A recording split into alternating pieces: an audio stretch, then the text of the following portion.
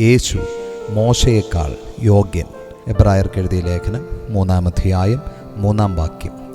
മനോഹരമായ ഒരു ഭവനം കണ്ടാൽ നാം അതിനെ പ്രശംസിക്കും.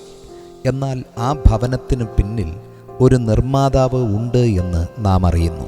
ഒരു ഭവനത്തെക്കാൾ മാനം ഭവനം പണിത വ്യക്തിക്കാണ് നൽകുന്നത്.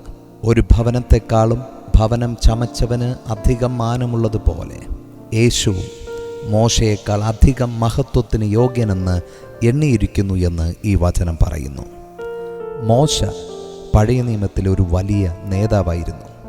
ഇസ്രായേൽ ജനത്തെ സംബന്ധിച്ച് മോശ വളരെ പ്രാധാന്യമർഹിക്കുന്ന ഒരു വ്യക്തിയായിരുന്നു.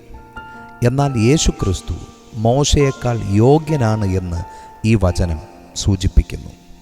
കാരണം മോശ ദൈവഭവനത്തിലെ ഒരു വിശ്വസ്ത ദാസനായിരുന്നു. എന്നാൽ യേശു ദൈവഭവനത്തിൻ്റെ നിർമ്മാതാവും അവകാശിയുമായ പുത്രനുമാണ്. മോശ സേവകനായിരുന്നു, എന്നാൽ യേശു കർത്താവാണ്.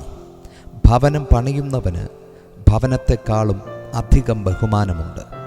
സൃഷ്ടി മഹത്വമുള്ളതാണ്, എന്നാൽ സൃഷ്ടാവ് അതിലും മഹത്വമേറിയവനാണ്.